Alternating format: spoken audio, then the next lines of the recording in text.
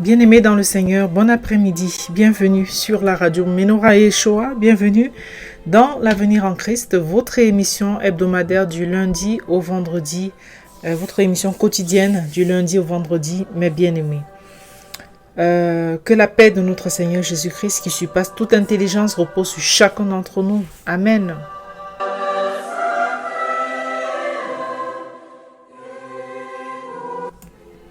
Merci notre Sauveur, notre Roi. Merci pour ta présence. Merci pour tout ce que tu fais. Notre Dieu, notre Jésus, notre Roi. Sois abondamment élevé. Mes bien-aimés, la thématique que nous allons aborder aujourd'hui en ce 30 avril 2020, c'est « Ne doutons pas, croyons seulement ». Ne doutons pas, croyons seulement. Croyons seulement. Avant d'aller plus loin avec ce sujet, inclinons-nous dans la prière, peuple de Dieu. Inclinons-nous. Seigneur, Père éternel, Père, augmente notre foi, nous t'en supplions. Aide-nous, Seigneur, dans notre foi, en toi, Père. Père, prends pitié de tes enfants. Prends pitié de tes enfants de par le monde, Seigneur, car beaucoup ont entendu parler de toi, mais beaucoup doutent, beaucoup ne veulent pas venir à la vérité. À beaucoup de personnes ont été prêchées la parole, beaucoup de personnes ont lu. Ils ont entendu parler de toi, Seigneur. Mais beaucoup trop de personnes encore ferment leur cœur à toi, parce qu'ils suivent d'autres chemins qui ne sont pas toi. Parce que certains préfèrent même se rassurer par les faux dieux qu'ils peuvent voir.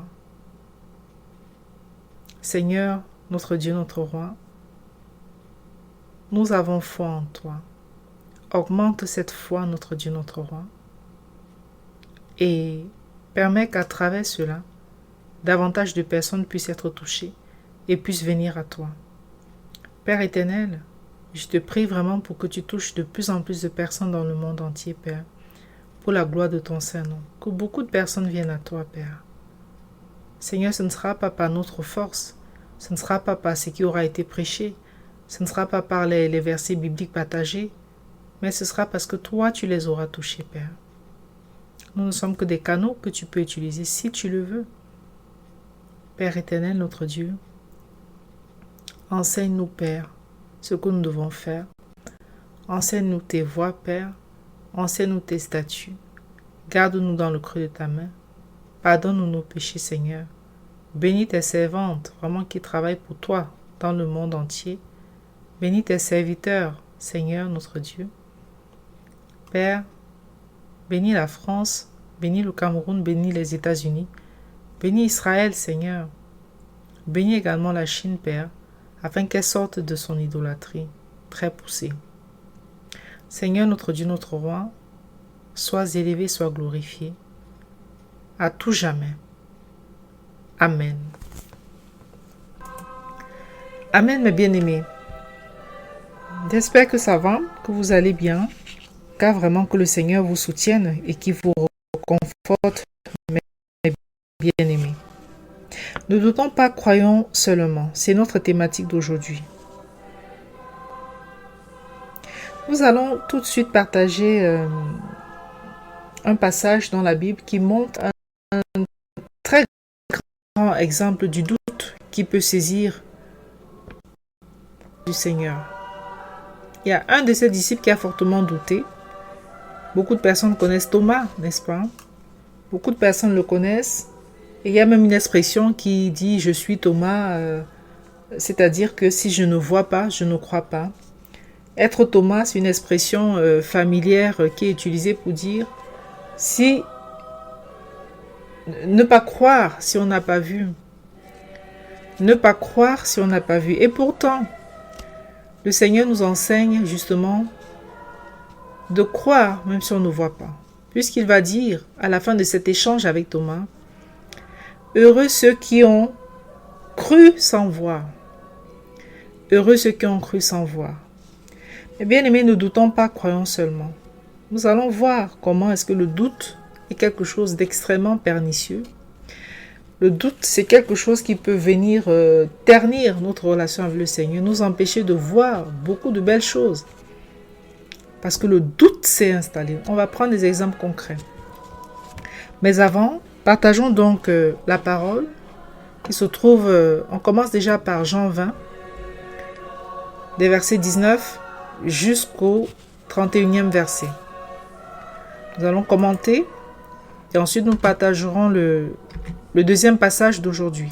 Nous prendrons des exemples vraiment concrets pour que on comprenne à quel point, lorsque le doute s'instille en nous, eh bien, il peut être vraiment dangereux. Il peut même nous priver de voir beaucoup de bénédictions et de grâce dans nos vies. Lisons déjà Jean 20 à partir du verset 19. Jean-Frédéric Costerval. Le soir de ce même jour qui était le premier de la semaine, les portes du lieu où les disciples étaient assemblés étaient fermées, parce qu'ils craignaient les Juifs. Jésus vint et il fut là au milieu d'eux et leur dit, « La paix soit avec vous. » Et quand il leur dit cela, il leur montra ses mains et son côté. Les disciples, donc voyant le Seigneur, eurent une grande joie. Il leur dit encore, « La paix soit avec vous. Comme mon Père m'a envoyé, je vous envoie aussi de même. » Et quand il lui dit cela, il souffla sur eux et leur dit, « Recevez le Saint-Esprit. » Waouh, quelle bénédiction, je m'arrête déjà là parce que vraiment, quelle bénédiction, vous vous rendez compte? Vous vous rendez compte? Les disciples ainsi baptisés du Saint-Esprit directement par le Seigneur, quel privilège, hein? Je poursuis. Ceux à qui vous pardonnerez les péchés, ils leur seront pardonnés. Et ceux à qui vous les retiendrez, ils leur seront retenus. Je m'arrête encore là pour dire, voilà, ils ont été baptisés du Saint-Esprit. Donc maintenant, ils étaient dotés vraiment des capacités à pouvoir faire des choses merveilleuses. Le Seigneur va même, à travers cela, à travers cette onction divine qu'il leur donne directement, en direct, leur donner la capacité de pardonner les péchés. Leur donner la capacité. C'est quelque chose de fort, hein? Que quelqu'un te dise que oui, tes péchés sont pardonnés. Quel homme d'entre nous peut dire aux gens, tes péchés te sont pardonnés? S'il n'a reçu véritablement cette onction divine, comme le Seigneur a baptisé les disciples, qui peut dire? Puisque même les pharisiens, quand Jésus disait aux malades qu'il avait guéri, que va, tes péchés te sont pardonnés, les pharisiens eux-mêmes avaient dit, mais qui est cet homme qui dit qu'il peut pardonner les péchés? C'est quelque chose de fort. Et le Seigneur, dans sa grande bonté, a donc donné les outils puissants à ses disciples. Grâce à ce baptême fort du Saint-Esprit, les disciples avaient désormais la capacité de pardonner, de guérir. On a vu, on a dit, voilà, ils passaient et leur ombre guérissait les malades. Les gens les touchaient, ils guérissaient. Ils ont même ressuscité. Donc vraiment, il les a bâtis, il leur a donné les outils vraiment spirituels, les outils bénis par Dieu pour qu'ils puissent réaliser des exploits, réaliser véritablement des exploits. Nous poursuivons. Or, Thomas, l'un des 12 appelés Didyme, n'était pas avec eux lorsque Jésus y était venu. Les autres disciples lui dirent donc, « Nous avons vu le Seigneur. » Mais il leur dit, « Si je ne vois la marque des clous dans ses mains, et si je ne mets mon doigt dans la marque des clous, et si je ne mets ma main dans son côté, je ne le croirai point. » Waouh! Nous marquons une petite pause ici. Il donne 3 conditions. Il ne dit pas une seule. Hein? Thomas, vraiment, il y a beaucoup de Thomas. Nous sommes vraiment... Combien de fois avons-nous été des Thomas, mes bien-aimés? Vraiment. Que le Seigneur nous aide à nous remettre en question vraiment en vrai. Thomas donne 3 conditions. Si je ne vois la marque des clous dans ses mains, quelqu'un aurait pu dire, bon, si je vois la marque des clous, ça peut aller. Mais il rajoute encore une deuxième, comme une forme de garantie qu'il avait besoin pour croire. Et il dit, si je ne mets mon doigt dans la marque des clous. Deuxième condition. Et si je ne mets ma main dans son côté, je ne le croirai point. Vous voyez? Donc, il a eu besoin de s'entourer de 3 garanties. Il ne s'est pas contenté de dire, bon voilà, je vais voir la marque des clous dans ses mains. Mais il voulait encore aller plus loin. Mettre le doigt dans cette marque des clous-là, donc toucher du doigt véritablement pour s'assurer que, effectivement, il s'agissait bien des mains qui ont été percées par des clous. Et il rajoute encore, et il faut qu'il mette aussi la main dans son côté. Donc, comme quoi pour s'assurer que oui, là où le Seigneur avait été percé, c'était vraiment ce corps qu'il est en train de toucher. Il a dit, je ne croirais point. Alors, qu'est-ce qui va se passer? Nous poursuivons.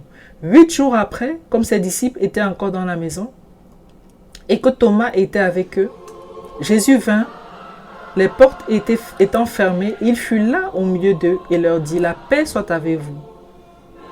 Puis il dit à Thomas: mets ici ton doigt et regarde mes mains. Avance aussi ta main et la mets dans mon côté. Et ne sois plus incrédule, mais crois. Gloire à Dieu. Thomas répondit et lui dit: mon Seigneur et mon Dieu. Jésus lui dit: parce que tu m'as vu, Thomas, tu as cru. Heureux ceux qui n'ont pas vu et qui ont cru. Jésus fit encore en présence de ses disciples plusieurs autres miracles qui ne sont pas écrits dans ce livre. Mais ces choses ont été écrites afin que vous croyiez que Jésus est le Christ, le Fils de Dieu, et qu'en croyant, vous ayez la vie par son nom. Amen. Amen, amen, mes bien-aimés. Gloire à Dieu. Gloire à Dieu. Il a encore fait beaucoup de miracles, mais qui ne sont pas écrits dans ce livre. Mais ces choses aussi ont été écrites comme pour servir de témoignage, afin que ceux qui liront croient que Jésus est le Fils de Dieu et qu'en croyant, ils reçoivent dans la vie par son nom. Mes bien-aimés,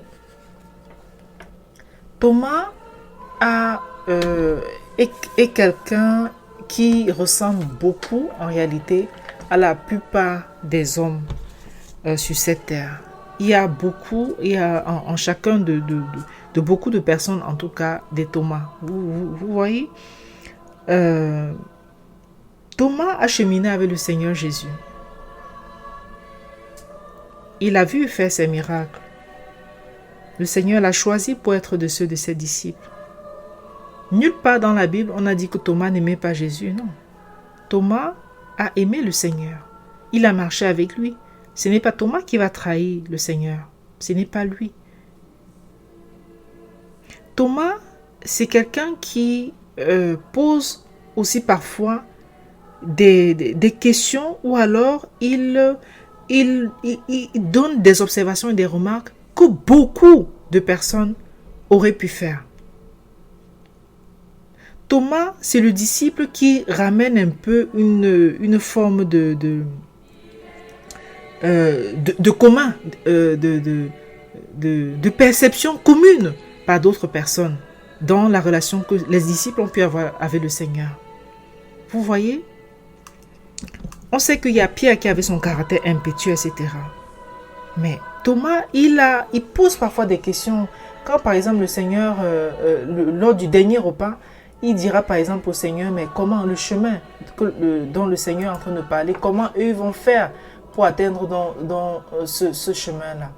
Quel chemin tu vas emprunter? C'est là que le Seigneur nous dira que mais je suis le chemin, la vérité, la vie. Donc, en fait, il pose des questions, il a des attitudes qui rappellent trop souvent notre caractéristique à nous, les hommes, à nous, les êtres humains. Béni soit le Seigneur d'avoir compté un Thomas parmi vraiment ses disciples, pour que les gens, à travers son histoire, à travers le témoignage, à travers ce qui est dit sur lui, comprennent qu'il faut aller au-delà des barrières que lui-même il s'est posées, des conditions que lui-même il s'est posées pour croire. Lorsqu'on lit cela, que si je ne vois pas ceci, chacun peut sourire quand même quelque part dans un coin de sa tête parce que ça nous renvoie à notre propre réalité d'incrédules, de personnes incrédules vis-à-vis du Seigneur. Cela nous renvoie à ça, ça nous renvoie au terre à terre, au concret. À parfois ne pas donner, ne pas croire que oui, voilà, le Seigneur est tellement puissant qu'il est capable de réaliser des choses immenses. À ne pas croire que le Seigneur est celui qui a été le créateur de toutes choses, du ciel, de la terre et tout ce que la terre enferme. À ne pas croire que Jésus est le Fils de Dieu et qu'il est Dieu. À ne pas croire que voilà. Thomas, lorsqu'on lit cela, ça nous renvoie à notre propre incrédulité. Et c'est ce sur quoi le Seigneur veut travailler, mon frère, ma soeur. Briser cette incrédulité. Alléluia. Briser cette incrédulité qui nous bloque et qui qui empêche que les gens voient davantage les bénédictions du Seigneur dans leur vie à cause de leur incrédulité. À cause de cette incrédulité. Amen. Nous avons le partage de la sœur Rachel qui nous partage en 11, verset 16. Thomas, appelé Didyme, c'est-à-dire le jumeau, dit aux autres disciples, allons nous aussi afin de mourir avec lui. Il avait aussi cette capacité même de pouvoir aussi se sacrifier pour le bien de l'autre. Ce n'est pas quelqu'un qui était mauvais, mais il y a un problème d'incrédulité qui l'a caractérisé. Et cela nous rappelle à nous aussi, mes frères et sœurs, à quel point nous pouvons être incrédules sur les choses qui concernent le Seigneur. Et il faudrait véritablement que nous prions le Seigneur qu'il augmente notre foi afin que cette incrédulité disparaisse. Amen. Gloire à Dieu. Gloire à Dieu. Parce que lorsque l'incrédulité va disparaître, eh bien, la foi va surmonter. La foi va surmonter. Et grâce à cette foi, de grandes choses pourront être, nous serons capables de faire de grandes choses. Rappelons-nous que le Seigneur nous a dit, si vous aviez la foi aussi grande qu'un grain de sénévé, un grain de sénévé c'est tout petit. Donc ça veut dire que notre foi là, que si vous n'avez rien qu'un grain de sénévé, vous serez capable de dire à cette montagne, ôte-toi de là, elle se déplacerait. Donc nous devons prier, mes bien-aimés, pour que notre foi puisse davantage surmonter. Sois béni, sœur Rachel, merci beaucoup de ce partage. Sois béni. Ne doutons pas, croyons seulement, mes frères et sœurs. Le Seigneur savait que l'homme a du mal à croire sans voir. Il a multiplié il a fait beaucoup de miracles, etc. Est-ce aussi la raison pour laquelle il a fait tant de miracles, afin que sa puissance divine ne soit plus contestée? Ou alors que beaucoup de personnes le croient? Mais nous savons qu'il a d'abord fait cela par amour de l'homme. Il a fait tout ça par amour de l'homme. Il allait, il voyait les malades. Il était touché par leur situation. Il les guérissait. Il voyait les personnes affamées. Il leur donnait à manger. Il voulait sauver leurs âmes. Il les enseignait. Allant de ville en ville, malgré la fatigue, il continuait sa mission divine. Rempli d'amour. Pourquoi? Parce que le Seigneur Jésus est l'expression parfaite du véritable amour. Gloire à Dieu. Gloire à Dieu. Thomas avait suivi le Seigneur. Il avait vu ses miracles. Il était même prêt. Il avait la capacité d'être même prêt à aller se sacrifier. Mais pourquoi alors n'a-t-il pas cru que le Seigneur était ressuscité? À cause de ce fameux doute, mes bien-aimés. À cause du fameux doute qui vient et qui nous pousse à être dans l'incrédulité. Nous devons supplier le Seigneur de combattre cela. Parce que le doute, c'est un ennemi redoutable de notre foi. Le doute, c'est quelque chose qui nous empêche d'avancer spirituellement. C'est à cause de ce doute instillé par Satan que beaucoup n'arrivent pas à voir manifester leur don spirituel. Rappelons-nous, quand le diable vient tenter Ève, il va instiller maintenant le doute dans son esprit. Qu'elle commence à douter de ce que lui a dit le Seigneur. En lui disant, non, ce qu'il vous a dit sur l'arbre de la connaissance du bien et du mal, si vous mangez plutôt, vous saurez ceci, vous saurez cela. Paf, le doute est instillé dans son esprit par Satan. Et paf, beaucoup de bénédictions vont s'arrêter. L'incrédulité prend le relais. Par Satan, l'incrédulité vient prendre le relais. Et c'est comme ça qu'on se met à se donner plein de raisons pour justifier l'incrédulité. Pour justifier, pour dire que non, voilà, ce que vous croyez là, ce n'est pas vrai. Prenons garde, mes bien-aimés. Prenons garde. Souvenons-nous, un autre exemple bien concret, c'est celui de Pierre sur la mer. Lorsque Pierre a vu le Seigneur marcher et le Seigneur l'a invité à venir vers lui, il était sur les eaux. Pierre, la Bible nous dit bien qu'il a commencé aussi, il était sur les eaux, il a commencé à marcher. Pourquoi? Parce qu'il était dans cette foi. Il était dans une grande foi. Il n'a pas douté un seul instant. Son caractère impétueux, impulsif, a pris le devant. Directement, il s'est lancé. Et gloire soit rendue au Seigneur. Il a pu marcher, il a pu faire quelques pas. Mais dès qu'il a pris peur, voilà le problème. Le doute à ce moment-là, bien-aimé. Le doute. Dès qu'il a pris peur, bam, il a commencé à couler. N'est-ce pas? Le doute est venu dans son esprit. Et cette incrédulité qui ne pouvait pas lui aussi marcher sur les eaux, s'est saisie de lui. Et bam, cette grande bénédiction. On aurait pu dire que oui, Pierre a réussi. Il est allé jusqu'au bout. Ça aurait été vraiment un autre formidable témoignage. Mais ça s'est arrêté en chemin. Voilà pourquoi l'incrédulité, vraiment, de ne pas croire que Jésus-Christ est Seigneur, de ne pas croire que véritablement Dieu, comme certaines personnes peuvent dire que voilà, Dieu n'existe pas. Voilà comment beaucoup de bonnes choses peuvent se bloquer dans notre vie. Beaucoup de merveilleuses bénédictions peuvent se bloquer dans notre vie. Donc prenons garde vraiment que ce fameux doute distillé par l'ennemi ne vienne pas nous pourrir, ne vienne pas nous empêcher de vivre pleinement notre relation avec le Seigneur. Supplions le Seigneur, mes bien-aimés, d'augmenter notre foi. Oui, Seigneur, notre Dieu, nous croyons en toi. Oui, Jésus-Christ, nous croyons que tu es notre Sauveur, que tu es puissant, que tu es élevé au-dessus de toutes choses. Oui, nous croyons que tu es le Fils de Dieu. Oui, nous croyons que tu es Dieu. Oui, nous croyons en Dieu, le seul et l'unique vrai Dieu qui existe dans ce monde. Nous croyons que nous devons avoir la foi en toi, notre Seigneur Jésus. Notre foi est petite et nous te supplions de nous aider à augmenter cette foi afin que nos bénédictions ne puissent pas se bloquer du fait de cette incrédulité. Seigneur, notre Dieu, notre roi, nous croyons en toi, Seigneur. S'il te plaît, Père, augmente notre foi. Alléluia. Amen. Gloire à Dieu, gloire à Dieu.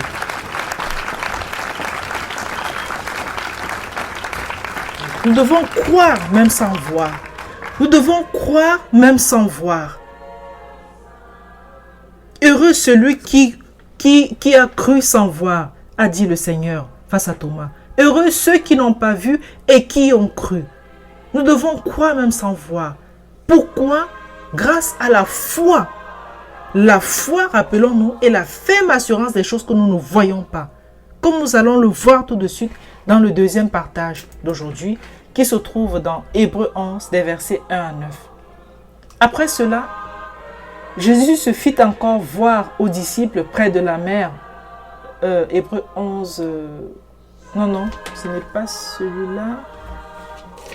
Une seconde, mais bien aimé. Hébreux 11, voilà, des versets 11 à 9, nous y sommes.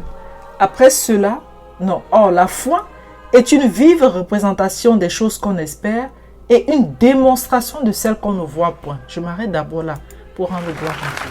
C'est des choses, c'est une démonstration de celles qu'on ne voit point. C'est une vive représentation des choses qu'on espère. Avoir juste foi, croire que le Seigneur est là, qu'il est notre Sauveur, qu'il ne nous tient pas la main, qu'il ne nous abandonnera jamais. Le supplier qu'il augmente notre foi en lui, qu'il augmente notre foi en Dieu. Cela est très important parce que cela nous permettra, mes bien-aimés, de pouvoir expérimenter des choses encore plus merveilleuses avec le Seigneur. Plus cette foi va augmenter. Or, si cette foi tiédit, si cette foi baisse, eh bien, on se retrouvera dans les situations comme celle de Pierre qui, du fait du doute, il n'a plus eu foi qu'il pouvait marcher. Qu'est-ce qu'il s'est passé? Il a coulé. Que le Seigneur nous en préserve. Amen. Nous poursuivons. Car par elle, les anciens ont obtenu un bon témoignage. C'est par la foi que nous savons que le monde a été fait par la parole de Dieu, en sorte que les choses qui se voient n'ont pas été faites des choses qui parussent. C'est par la foi qu'Abel offrit à Dieu un plus excellent sacrifice que Caïn et qu'il obtint le témoignage d'être juste, Dieu rendant un bon témoignage à ses offrandes. Et quoique mort, il parle encore par elle. C'est par la foi qu'Enoch fut enlevé pour ne point mourir et il ne parut plus parce que Dieu l'avait enlevé, car avant que d'être enlevé, il avait obtenu le témoignage d'être agréable à Dieu. Or, il est impossible de lui être agréable sans la foi, car il faut que celui qui s'approche de Dieu croit que Dieu est et qu'il est le rémunérateur de ceux qui le cherchent. Alléluia, amen. C'est par la foi que Noé, ayant été divinement averti des choses qu'on ne voyait point encore, craignit et bâtit l'arche pour sauver sa famille. Et par cette tâche, il condamna le monde et fut fait héritier de la justice qui s'obtient par la foi. C'est par la foi qu'Abraham, étant appelé, obéit pour venir au pays qu'il devait recevoir pour héritage. Et il partit, ne sachant où il allait. C'est par la foi qu'il demeura comme étranger dans la terre qui lui avait été promise, habitant sous des tentes, aussi bien qu'Isaac et Jacob qui étaient héritiers avec lui de la même promesse. Alléluia, amen. Et bien aimé, dans ce passage fort riche, on cite les exemples de foi des patriarches. L'apôtre Paul cite les exemples de foi des patriarches. Il dit d'abord, en toute chose, il définit ce que c'est que la foi, parce que la foi est une vive représentation des choses qu'on espère et une démonstration de celles qu'on ne voit pas. Il explique aussi que c'est par cette foi que nous savons que le monde a été créé par Dieu. Et donc, les choses que nous voyons, et en sorte que les choses qui se voient n'ont pas été faites des choses qui parussent. Voilà.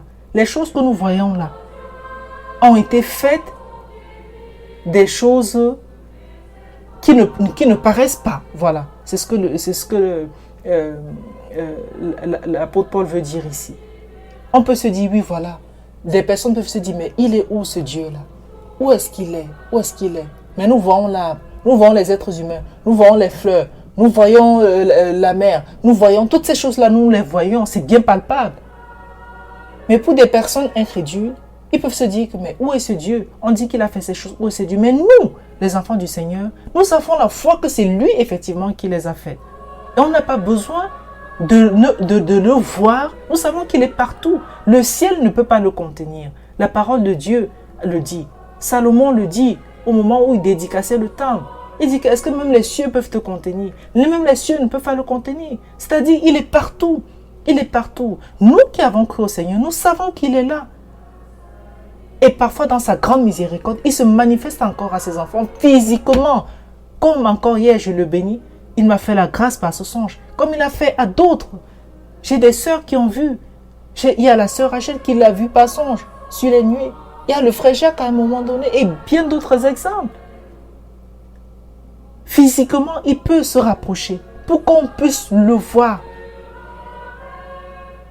Et même quand bien même il ne le ferait pas, il est là, mon frère, ma soeur, il existe. Et nous devons avoir déjà cette foi-là.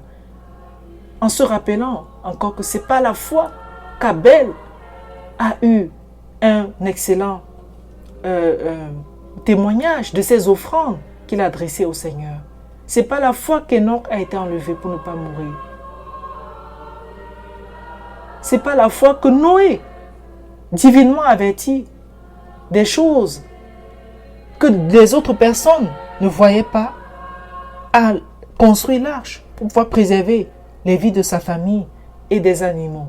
Ce n'est pas la foi qu'Abraham a quitté son pays, pour partir ailleurs, à un endroit qu'il ne connaissait pas. C'est parce qu'il a été dans cette foi. Il n'a pas été incrédule. Il ne s'est pas dit, il ne s'est pas donné tous les raisonnements. Le genre de raisonnement dont on a parlé tout à l'heure de Thomas, que si vraiment, peut-être il ne se met pas vraiment devant moi pour me dire de partir, si je ne le touche pas du doigt, si etc., je ne le ferai pas. Non, le Seigneur, mon frère, ma soeur, nous invite à être dans une nouvelle dimension de la foi en lui, que cette foi en lui puisse augmenter. Nous devons croire, même sans voir. Le Seigneur a besoin que nous croyions, même si nous ne voyons pas. Heureux ceux qui ont cru sans voir, dit-il. Beaucoup de personnes, du fait que oui, voilà, ils ne voient pas Dieu, ils vont préférer se contenter des faux dieux qu'ils peuvent fabriquer eux-mêmes de leurs propres mains, soit avec du bois, soit avec du métal, soit avec je ne sais pas quoi, et dit que oui, voilà leur Dieu. Que le Seigneur brise cela, vraiment. Que le Seigneur brise ces incrédulités. Pourtant, ce n'est pas qu'ils n'ont pas entendu parler de Dieu. Ce n'est pas qu'ils n'ont pas entendu parler du Seigneur Jésus. Mais ils préfèrent se rassurer avec ces fausses croyances. Le Seigneur il faut véritablement que nous supplions, mes frères et sœurs, que le Seigneur brise en nous l'incrédulité qui nous empêche de goûter à ses grâces et qu'il augmente notre foi. Amen, notre foi en lui. Merci Seigneur. Nous allons prier, mes bien-aimés, pour conclure. C'est ce que nous voulions partager avec vous aujourd'hui. Père éternel, nous n'avons pas envie, Père, d'être des incrédules. Père, nous avons foi en toi. Nous savons en qui nous avons cru. Nous avons cru au Seigneur Jésus-Christ, notre Sauveur. Nous avons cru que c'est toi, notre Dieu, qui l'a envoyé. Nous avons cru qu'il est Dieu. Nous avons cru qu'il est ton Fils, Seigneur. Nous avons cru que vous êtes un. Et Père éternel, nous savons que c'est toi qui as créé l'univers. Tout ce que le ciel et la terre contiennent, c'est toi qui as créé cela. Père, nous venons te supplier d'augmenter notre foi, Père. Humblement, nous te supplions d'augmenter notre foi. De briser en nous, Père, d'ôter en nous le doute qui peut venir de temps en temps s'instiller dans nos esprits, dans l'esprit de tes enfants, Seigneur, afin qu'ils se détournent de ton chemin. Père, viens briser tout cela au nom de Jésus. Père, viens briser les résistances à ta parole dans le monde entier. Viens briser l'incrédulité qui se dresse dans le cœur de tes enfants, vraiment, distillée vraiment par Satan pour pouvoir détourner tes enfants de ton chemin et les priver des grâces et des bénédictions qui les attendent. Seigneur, notre Dieu, notre roi, augmente notre foi au nom de Jésus. Augmente notre foi au nom de Jésus. Augmente notre foi en ton nom de Jésus. Seigneur, sois élevé. Sois élevé, sois glorifié. Prends pitié de tes enfants qui ne te connaissent pas encore, Seigneur, et donne-leur ce privilège de te connaître. Viens briser leur raisonnement. Viens briser vraiment les statuettes de bois qui s'érigent. Ces faux dieux. Pour croire que oui, voilà, ce sont ceux-là, leurs faux dieux. Seigneur, viens briser cela. Viens briser leur incrédulité, leur dureté de cœur. Et attire encore davantage de personnes vers toi, nous t'en supplions, notre Dieu, notre roi. Manifeste-toi encore puissamment, notre Jésus, notre roi, dans la vie de beaucoup de personnes. Qu'elles viennent à toi. Qu'elles soient touchées, qu'elles soient attirées par toi. Parce que tu es le chemin, la vérité, la vie. Tu es la voie que nous devons suivre et nul ne vient au Père que par toi. Père, pardonne-nous nos péchés. Pardonne-nous nos manquements. Sanctifie-nous, Père. Purifie-nous. Et rends-nous dignes, Seigneur. Rends-nous dignes du royaume. Au nom de Jésus. Amen. Amen, mes bien-aimés. Je vous remercie beaucoup d'avoir été à l'écoute.